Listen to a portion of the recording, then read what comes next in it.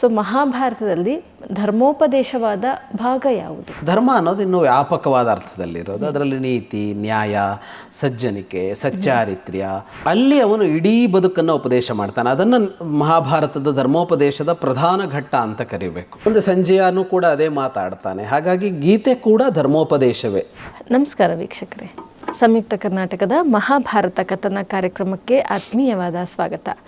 ನಮ್ಮ ಈ ಕಾರ್ಯಕ್ರಮದಲ್ಲಿ ನಮ್ಮೊಂದಿಗಿದ್ದಾರೆ ನಾಡಿನ ಖ್ಯಾತ ಪ್ರವಚನಕಾರರು, ವಿದ್ವಾಂಸರು, ಲೇಖಕರು ಆಗಿರುವಂತಹ ಶ್ರೀಯುತ ಜಗದೀಶ್ ಶರ್ಮಾ ಸಂಪ ಅವರು. ಸರ್, ಕಾರ್ಯಕ್ರಮಕ್ಕೆ ಆತ್ಮೀಯವಾದ ಸ್ವಾಗತ. ನಮಸ್ತೆ ಸರ್, ಇವಾಗ ಮಹಾಭಾರತ ಅಂದ ತಕ್ಷಣ ನಮಗೆ ಒಂದು ಧರ್ಮ ಕರ್ಮಗಳು ಕಾಣಿಸುತ್ತೆ. ಸೊ ಮಹಾಭಾರತದಲ್ಲಿ ಧರ್ಮೋಪದೇಶವಾದ ಭಾಗ ಯಾವುದು? ಮಹಾಭಾರತದಲ್ಲಿ ಅದು ಆದ್ಯಂತವಾಗಿ ಧರ್ಮೋಪದೇಶ ಮಾಡಿದೆ ಅಂತ ಹೇಳಬೇಕು. ಯಾಕೆಂದರೆ ಧರ್ಮ ಅನ್ನೋದನ್ನು ವ್ಯಾಪಕವಾದ ಅರ್ಥದಲ್ಲಿ ಕಂಡಿರೋದು. ಧರ್ಮ ಅಂದರೆ ರಿಲಿಜನ್ ಅಂತ ಅಲ್ಲ, ಅದನ್ನು ಮತ್ತೆ ಮತ್ತೆ ಹೇಳ್ಕೋಬೇಕಾಗತ್ತೆ. ಯಾಕೆಂದರೆ ಧರ್ಮ ಅಂದರೆ ರಿಲಿಜನ್ ಅಂತ ಒಂದು ಅರ್ಥಕ್ಕೆ ನಿಲ್ಲಿಸಿಬಿಟ್ಟಿದ್ದಾರೆ. ರಿಲಿಜನ್ ಅನ್ನೋದು ಒಂದು ಮತ, ಅದರ ಆಚರಣೆ, ಅದರ ಅನುಸರಣೆ ಅನ್ನೋದು ರಿಲಿಜನ್ನಿನ ಅಷ್ಟೇ ಅರ್ಥದಲ್ಲಿರೋದು. ಧರ್ಮ ಅನ್ನೋದು ಇನ್ನೂ ವ್ಯಾಪಕವಾದ ಅರ್ಥದಲ್ಲಿರೋದು. ಅದರಲ್ಲಿ ನೀತಿ, ನ್ಯಾಯ, ಸಜ್ಜನಿಕೆ, ಸಚ್ಚಾರಿತ್ರ್ಯ, ಜೀವಕಾರುಣ್ಯ ಎಲ್ಲವೂ ಬಂದುಬಿಡುತ್ತೆ. ಅಂದರೆ ಜಗತ್ತಲ್ಲಿ ಒಳಿತು ಅಂತ ಏನಿದೆಯೋ, ಜಗತ್ತಿನಲ್ಲಿ ಪ್ರಗತಿ ಅಂತ ಏನಿದೆಯೋ, ಜಗತ್ತಿನಲ್ಲಿ ಅಭಿವೃದ್ಧಿ ಅಂತ ಏನಿದೆಯೋ, ಜಗತ್ತಿನಲ್ಲಿ ನೆಮ್ಮದಿ ಅಂತ ಏನಿದೆಯೋ, ಜಗತ್ತಿನಲ್ಲಿ ಸತ್ಸುಖ ಅಂತ ಏನಿದೆಯೋ, ಎಲ್ಲವೂ ಧರ್ಮ ಅನ್ನೋದರ ಒಂದು ದೊಡ್ಡ ಬೆಳಲ್ಗೊಡೆಯ ಕೆಳಗಡೆ ಬಂದು ಬಿಡುತ್ತೆ. ಅದನ್ನು ಮಹಾಭಾರತ ಆದ್ಯಂತವಾಗಿ ಹೇಳ್ಕೊಂಡೇ ಬಂದಿದೆ. ಅಂದರೆ ಅದು ಎರಡು ತರಹದಲ್ಲಿ ಹೇಳುತ್ತೆ ಮಹಾಭಾರತದ ರಚನೆಯೇ ಆಗಿದೆ. ಏನಂದರೆ ಅದು ಒಂದಿಷ್ಟು ಸನ್ನಿವೇಶಗಳನ್ನು ಹೆಣಿತಾ ಹೋಗುತ್ತೆ, ಕಥೆಗಳನ್ನು ಹೇಳ್ತಾ ಹೋಗುತ್ತೆ ಅಂದರೆ ಅಲ್ಲಿಯ ಕಥೆಗಳನ್ನು ನಿರೂಪಿಸ್ತಾ ಹೋಗುತ್ತೆ. ಆ ನಿರೂಪಣೆಯಲ್ಲೇ ಅದನ್ನು ಹೇಳುತ್ತೆ ಎಷ್ಟೋ ಕಡೆ. ಇನ್ನೊಂದಿಷ್ಟು ಕಡೆ ಅದನ್ನು ಪ್ರಧಾನವಾಗಿ ಉಪದೇಶ ರೂಪವಾಗಿ ಅಥವಾ ಸಂವಾದ ರೂಪವಾಗಿಯೂ ಅದನ್ನು ಹೇಳ್ಕೊಂಡು ಹೋಗುತ್ತೆ. ಅಂದರೆ ಈಗ ನಾವು ಹಿಂದಿನ ಸಂಚಿಕೆಯಲ್ಲಿ ವಿದುರನ ಬದುಕಿನ ಬಗ್ಗೆ ನೋಡಿದ್ವಿ. ಈಗ ವಿದುರನ ಬದುಕನ್ನು ವ್ಯಾಸರು ಕಟ್ಟುವಾಗ ಈಗ ನಾವೇನು ಹೇಳಿದ್ವೋ ಹಾಗೆ ಅವನು ಒಳಗೆ ವಿರಕ್ತನಾಗಿದ್ದ, ಹೊರಗೆ ರಾಜಕಾರಣಿಯಾಗಿದ್ದ ಅಂತೆಲ್ಲ ಏನು ಮಹಾಭಾರತ ಮಾತಾಡೋಲ್ಲ. ಆದರೆ ನಾವು ಆ ವ್ಯಕ್ತಿತ್ವವನ್ನು ನೋಡಿದರೆ, ಅಂದರೆ ಆ ವ್ಯಕ್ತಿತ್ವದ ಅವನಲ್ಲಿ ಬದುಕಿನಲ್ಲಿ ನಡೆದ ಘಟನಾವಳಿಗಳನ್ನು ನೋಡಿದಾಗ ಓಹೋ ಹೀಗಿದ್ದ ಅಲ್ವಾ ಅಂತ ಅನಿಸುತ್ತೆ. ಇದು ಸನ್ನಿವೇಶಗಳ ಮೂಲಕ ಅದು ಏನನ್ನು ಹೇಳಬೇಕು ಅದನ್ನು ಹೇಳ್ತಾ ಹೋಗುವ ಕ್ರಮ, ಅಂದರೆ ಧರ್ಮೋಪದೇಶ ಮಾಡುವ ಕ್ರಮ. ಇದಲ್ಲದೆ ಕೆಲವು ಕಡೆಯಲ್ಲಿ ಉಪದೇಶಗಳು ಬರುತ್ತೆ, ಕೆಲವು ಕಡೆಗಳಲ್ಲಿ ಸಂವಾದಗಳು ಬರುತ್ತೆ, ಎರಡು ಬರುತ್ತೆ. ಈ ಎರಡರಲ್ಲೂ ಕೂಡ ಈ ಧರ್ಮೋಪದೇಶ ಅನ್ನೋದು ವ್ಯಾಪಕವಾಗಿ ನಡೆದಿದೆ. ಅದರಲ್ಲೂ ಬಹಳ ಪ್ರಧಾನವಾಗಿ ಹೇಳಬಹುದಾದದ್ದು ಅಂದರೆ ಭೀಷ್ಮ ಯುಧಿಷ್ಠಿರನಿಗೆ ಉಪದೇಶಿಸಿದ ಭಾಗ. ಶಾಂತಿ ಪರ್ವ ಮತ್ತು ಅನುಶಾಸನ ಪರ್ವ ಅನ್ನುವ 18 ಪರ್ವಗಳೇನಿವೆ ಮಹಾಭಾರತದಲ್ಲಿ, ಅದರ 2 ಪ್ರಧಾನವಾದ ಪರ್ವಗಳು ಈ ಉಪದೇಶಕ್ಕೆ ಮೀಸಲಾಗಿವೆ. ಅದು ಹೇಗೆ ಅಂದರೆ, ಈಗ ಯುಧಿಷ್ಠಿರ ರಾಜನಾಗಬೇಕು ಅಂತ ಆಗತ್ತೆ. ಯುದ್ಧದ ಅನಂತರ ಅವನು ಬಹಳ ಅದರಿಂದ ನಿರ್ವಿಣ್ಣನಾಗಿರ್ತಾನೆ, ನಾನು ರಾಜನಾಗೋಲ್ಲ ಅಂತ ಕೂತಿರ್ತಾನೆ. ಅಂತೂ ಒಪ್ಪಿಸಿ ಅವನನ್ನು ರಾಜನಾಗೋದಕ್ಕೆ ಸಿದ್ಧಪಡಿಸ್ತಾರೆ, ಅವನ ಮನೋಭೂಮಿಕೆಯನ್ನು. ಅವನು ಸಿದ್ಧನಾದ ಮೇಲೆ ಕೃಷ್ಣ ಹೇಳ್ತಾನೆ, ನೀನು ಭೀಷ್ಮನಲ್ಲಿ ರಾಜನೀತಿಯನ್ನು ಕೇಳ್ಕೊಂಡು ಬರಬೇಕು ಅಂತ ಹೇಳ್ತಾನೆ. ಭೀಷ್ಮ ಅಗಶರಶೆಯಲ್ಲಿ ಮಲಗಿರ್ತಾನೆ. ಕೃಷ್ಣನೇ ಹೋಗಿ ಭೀಷ್ಮನಿಗೆ ಉಪದೇಶ ಮಾಡಬೇಕು ಅಂತ ಹೇಳ್ತಾನೆ. ಅದನ್ನು ಯುಧಿಷ್ಠಿರ ಕೇಳ್ತಾನೆ, ಯುಧಿಷ್ಠಿರನ ಜೊತೆ ಬೇರೆಯವರು ಕೇಳ್ತಾರೆ. ಅದೊಂದು ತರಹ ಯುಧಿಷ್ಠಿರ ಮತ್ತು ಭೀಷ್ಮರ ಸಂವಾದವು ಮತ್ತು ಭೀಷ್ಮನ ಉಪದೇಶವೂ ಆಗುತ್ತೆ. ಭಾಳ ವಿಸ್ತಾರವಾಗಿದೆ. ಅಂದರೆ ಈ ಮಹಾಭಾರತದ ಮೂಲ ಕಥೆಗಳ ಭಾಗ ಎಷ್ಟಿದೆಯೋ ಆ ಮಟ್ಟಕ್ಕೆ ಆ ಭೀಷ್ಮನ ಮಾತುಗಳಲ್ಲಿ ಬರ್ತವೆ, ಸುದೀರ್ಘವಾಗಿ ಬರ್ತವೆ. ಅದು ಅಲ್ಲಿ ಅವನು ಇಡೀ ಬದುಕನ್ನು ಉಪದೇಶ ಮಾಡ್ತಾನೆ. ಅದನ್ನು ಮಹಾಭಾರತದ ಧರ್ಮೋಪದೇಶದ ಪ್ರಧಾನ ಘಟ್ಟ ಅಂತ ಕರಿಬೇಕು. ಅಲ್ಲಿ ಅವನು ಇತಿಹಾಸ ಹೇಳ್ತಾನೆ. ಏನನ್ನೋ ಹೇಳಬೇಕು ಅಂತಂದಾಗ ಪ್ರಾಚೀನ ಇತಿಹಾಸದ ಯಾವುದನ್ನೋ ಉದಾಹರಿಸ್ತಾನೆ, ಹೀಗಾಗಿತ್ತು ಅಂತ ಹೇಳ್ತಾನೆ. ಪ್ರಾಚೀನ ಸಂವಾದಗಳನ್ನು ಹಾಗೆಯೇ ತರ್ತಾನೆ ಅವನು. ಇಂಥದ್ದೇ ಒಂದು ಪ್ರಶ್ನೆಯನ್ನು ಇಂಥವ್ರಿಗೆ ಕೇಳಿದಾಗ ಅವ್ರು ಹೀಗೆ ಹೇಳಿದ್ರು ಅಂತ ಅದನ್ನು ಹೇಗೆ ಹೇಳಿದಾರೋ ಹಾಗೆಯೇ ತರ್ತಾನೆ. ಅವನು ಸೇರಿಸಿ ಮಾತಾಡ್ತಾನೆ. ಯಾಕೆಂದರೆ ರಾಜನೀತಿ ಅಂತ ಅಂದಾಗ ರಾಜನೀತಿಯಲ್ಲಿ ಅವಾಗ ಬೃಹಸ್ಪತಿ ನೀತಿ ಇತ್ತು, ಶುಕ್ರ ನೀತಿ ಇತ್ತು. ಅದೆಲ್ಲವನ್ನ ಅರಗಿಸಿ ಕುಡಿದವನು ಭೀಷ್ಮ. ರಾಜನೀತಿ ಹೇಳ್ತಾನೆ. ರಾಜನೀತಿ ಜೊತೆಗೆ ಪ್ರಜಾನೀತಿಯನ್ನು ಹೇಳ್ತಾನೆ ಅವನು. ಅಂದರೆ ಎಲ್ಲ ವ್ಯಕ್ತಿಗಳು ಬದುಕೋದಕ್ಕೆ ಏನು ಬೇಕೋ ಅದೆಲ್ಲವನ್ನೂ ಹೇಳ್ತಾನೆ ಅವನು. ಅದನ್ನು ನೋಡಿಬಿಟ್ರೆ ಶಾಂತಿ ಪರ್ವ ಅನುಶಾಸನ ಪರ್ವದಲ್ಲಿ ಭೀಷ್ಮ ಮಾತಾಡೋದನ್ನು ನೋಡಿದರೆ ಅಲ್ಲಿ ಹೇಳದೇ ಇರುವ ವಿಷಯ ಇಲ್ಲ ಅನ್ನುವಷ್ಟು ಹೇಳ್ತಾನೆ. ನಾನೇ ಒಂದು ಪುಸ್ತಕ ಬರೆದಿದ್ದೀನಿ, ಅಲ್ಲಿರುವ ಕೆಲವು ಕಥೆಗಳನ್ನು ಆಯ್ಕೆ ಮಾಡಿ ಭೀಷ್ಮ ಹೇಳಿದ ಮ್ಯಾನೇಜ್ಮೆಂಟ್ ಕಥೆಗಳು ಅಂತ. ಅಂದರೆ ಇವತ್ತಿನ ಮ್ಯಾನೇಜ್ಮೆಂಟ್ ಕ್ಷೇತ್ರ ಇದೆಯಲ್ಲ, ಆ ಕ್ಷೇತ್ರದಲ್ಲಿ ಏನೆಲ್ಲ ಹೇಳ್ತಾರೋ ಅದಕ್ಕೆ ಬೇಕಾದ ಕಥೆಗಳನ್ನು ಅವನು ಹೇಳ್ತಾನೆ ಅಲ್ಲಿ ಅಂತ. ಅಂದರೆ ಅವತ್ತು ಮ್ಯಾನೇಜ್ಮೆಂಟ್ ಅನ್ನೋದು ಅದನ್ನು ಕಲಿಕೆ, ಅದನ್ನು ಕಲಿಸುವ ವಿಧಾನ ಅಂತ ಭಾಳ ಎಸ್ಟಾಬ್ಲಿಷ್ ಆಗಿ ಕಾಣಿಸ್ಕೊಂಡಿಲ್ಲ ಅಲ್ಲಿ, ಅದಿದೆ ಅದು.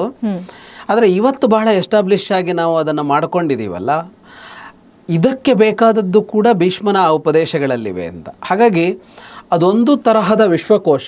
ಭೀಷ್ಮ ಮತ್ತು ಯುಧಿಷ್ಠಿರ ಸಂವಾದ ಏನಿದೆ ಅದೇ ಒಂದು ವಿಶ್ವಕೋಶದ ಥರ ಕಾಣಿಸುತ್ತೆ. ವಿಶ್ವಕೋಶ ಅಂದರೆ ಮಾಹಿತಿ ಕೋಶ ಅಲ್ಲ, ಉಪದೇಶ ಕೋಶವಾಗಿ ಕಾಣಿಸುತ್ತೆ. ಇದಲ್ಲದೆ ಭಗವದ್ಗೀತೆಯನ್ನು ಕೂಡ ಧರ್ಮೋಪದೇಶ ಅಂತಲೇ ಕರಿಬೇಕು. ಅಂದರೆ ಧರ್ಮ ಅನ್ನೋದನ್ನು ವ್ಯಾಪಕ ಅರ್ಥದಲ್ಲಿ ಇಟ್ಟುಕೊಂಡೇ ನಾವು ಮಾತಾಡಬೇಕು. ಅದನ್ನು ಕೂಡ ಧರ್ಮೋಪದೇಶ ಅಂತಲೇ ಕರಿಬೇಕು. ಯಾಕೆಂದರೆ ಗೀತೆಯಲ್ಲೂ ಕೊನೆಗೆ ಬರೋದು ಇದೇನೆ, ಇಮಂ ಧರ್ಮ್ಯಂ ಉಪಾಸತೆ ಅಂತಲೇ. ಈ ಧರ್ಮದ ಏನು ನಿಲುವುಗಳನ್ನು ನಾನು ವ್ಯಕ್ತಪಡಿಸಿದ್ದೀನಿ, ಹೇಗಿರಬೇಕು ಅಂತ ಹೇಳಿದ್ದೀನಿ, ಇದನ್ನು ಅನುಸರಿಸದಿದ್ದರೆ ಏನು ಒಳಿತು ಅನ್ನೋ ಮಾತೇ ಬರುತ್ತೆ. ಮುಂದೆ ಸಂಜೆಯೂ ಕೂಡ ಅದೇ ಮಾತಾಡ್ತಾನೆ. ಹಾಗಾಗಿ ಗೀತೆ ಕೂಡ ಧರ್ಮೋಪದೇಶವೇ. ಮತ್ತದೇ ಪದೇ ಪದೇ ಒಂದು ಡಿಸ್ಕ್ಲೈಮರ್ ಇರುತ್ತೆ, ಧರ್ಮ ಅಂದರೆ ರಿಲಿಜನ್ ಅಲ್ಲ ಅಂತ. ಎಲ್ಲ ಮಾನವ ಜನಾಂಗಕ್ಕೂ ಅಥವಾ ಎಲ್ಲ ಜೀವ ಜಂತುಗಳ ಬದುಕು ಸುಂದರವಾಗಿರೋದಕ್ಕೆ ಬೇಕಾದಂತಹ ಕಟ್ಟುಪಾಡು, ಅಭಿಪ್ರಾಯ, ಸಿದ್ಧಾಂತ ಅದುಗಳು ಅಲ್ಲಿರೋದು ಅಂತ. ಇದಲ್ಲದೆ ಇನ್ನೊಂದು ಅಂತ ಅಂದರೆ ಒಂದು ವಿದುರ ನೀತಿಯನ್ನು ಕೂಡ ನಾವು ಹಾಗೆ ಕರಿಬೇಕಾಗತ್ತೆ. ವಿದುರ ನೀತಿ ವಿದುರ ಧೃತರಾಷ್ಟ್ರನಿಗೆ ಹೇಳಿದ್ದು.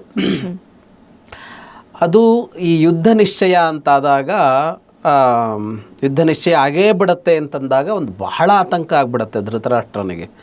ಸಂಜಯನನ್ನು ಕಳಿಸಿರ್ತಾನೆ ಇವನು ಅಲ್ಲಿ ಪಾಂಡವರ ಬಳಿಗೆ ಸಂಧಾನಕ್ಕೆ ಅಂತಲ್ಲ, ರಾಯಭಾರಿಯಾಗಿ ಕಳಿಸಿರ್ತಾನೆ ಧೃತರಾಷ್ಟ್ರ. ದುರ್ಯೋಧನ ಕಳಿಸಿರ್ತಾನೆ, ಧೃತರಾಷ್ಟ್ರನ ಕಳಿಸಿರ್ತಾನೆ.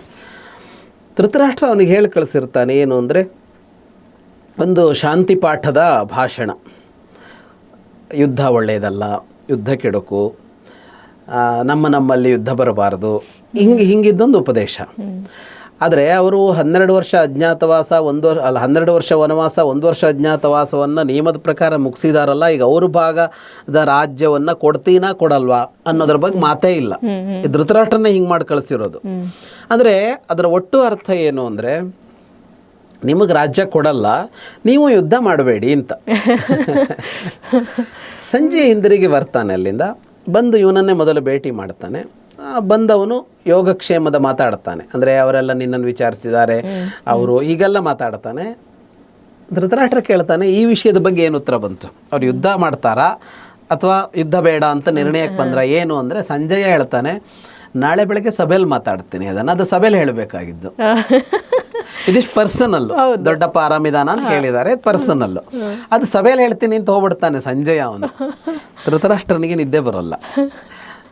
ಅದನ್ನು ಪ್ರಜಾಗರ ಪರ್ವ ಅಂತ ಕರೀತಾರೆ.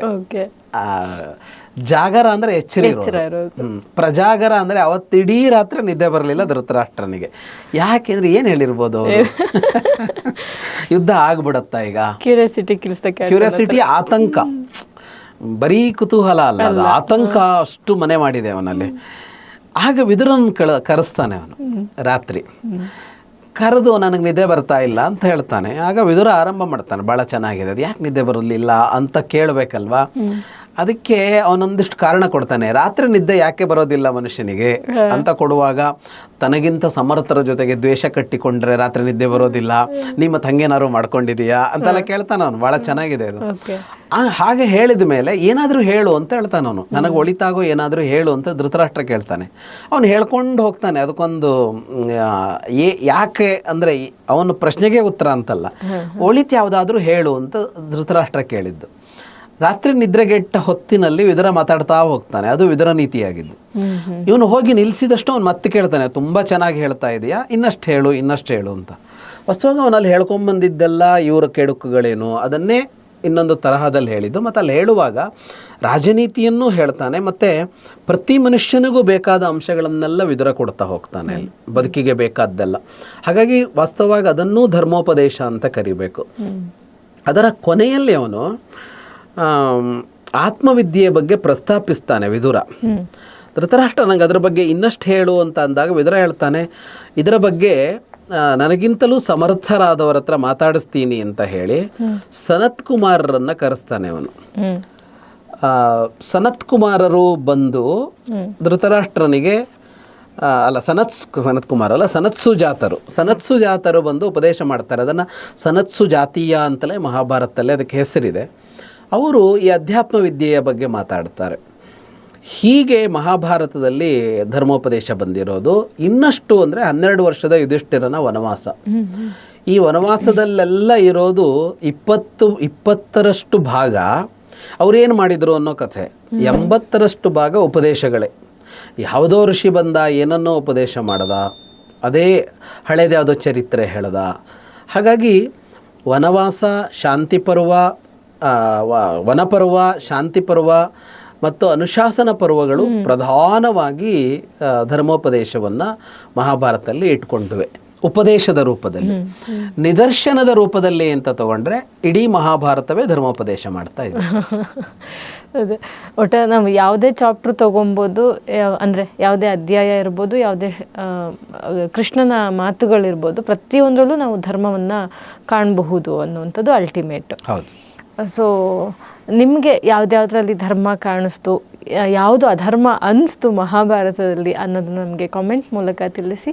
ಮುಂದಿನ ಸಂಚಿಕೆಯಲ್ಲಿ ಇನ್ನಷ್ಟು ಹೊಸ ವಿಚಾರದೊಂದಿಗೆ ನಿಮ್ಮ ಮುಂದೆ ಮತ್ತೆ ಬರ್ತೇವೆ. ನಮಸ್ತೆ.